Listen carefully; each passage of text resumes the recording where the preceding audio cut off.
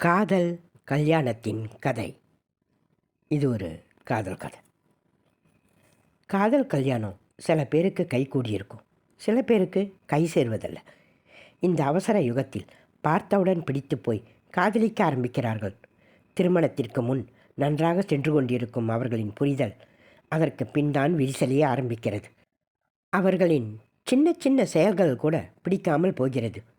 அப்படித்தான் நம் காதலர்கள், இங்கு மகாவும் அசோக்கும். இருவரின் காதலும் கல்யாணத்தில் முடிந்தது. இரு வீட்டாரின் சம்மதத்துடன் நடந்தது. கல்யாணம் முடிந்த கையோடு தனி குடித்தனம் சென்று விட்டனர். மகா கொஞ்சம் ஜாலி டைப், எல்லோரிடமும் சகஜமாக பேசக்கூடியவள். ஆனால் மனதில் ஒன்றுமே இருக்காது. அசோக்கோ அதற்கு நேரெதிர். தேவைப்பட்டால் மட்டும் பேசுவான். எல்லோரிடமும் ஒரு வரமுறையோடு தான் பழகுவான்.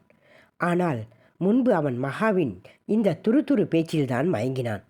மகா முதன்முறை அவனிடம் ஏதோ நீண்ட காலம் பழகியதை போல் பேச, என்ன பெண் இவள், இவ்வளவு சகஜமாக இருக்காளே என்று எண்ணினான்.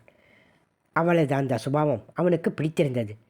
அசோக்கிற்கு இப்பொழுதெல்லாம் மகாவின் லொடலோட பேச்சு கொஞ்சம் கூட பிடிப்பதில்லை. தன்னிடம் அப்படி பேசினால் பரவாயில்லை.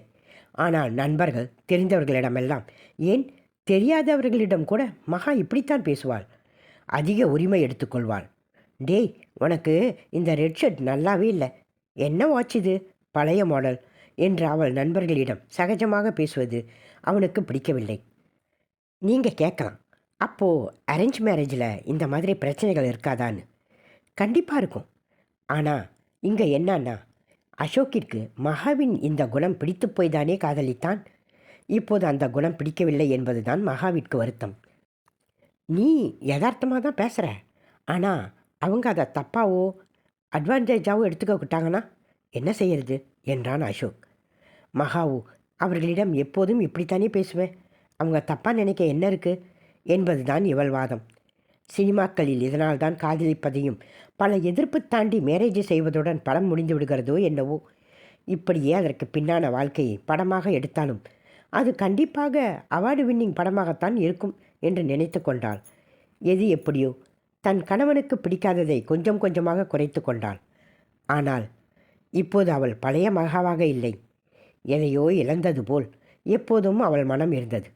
ஆனால் அசோக்கோ முன்பை விட அதிகமாக மகாவை காதலிக்கத் தொடங்கினான். பின்னே ஒன்றை இழந்தாதானே ஒன்று பெற முடியும்.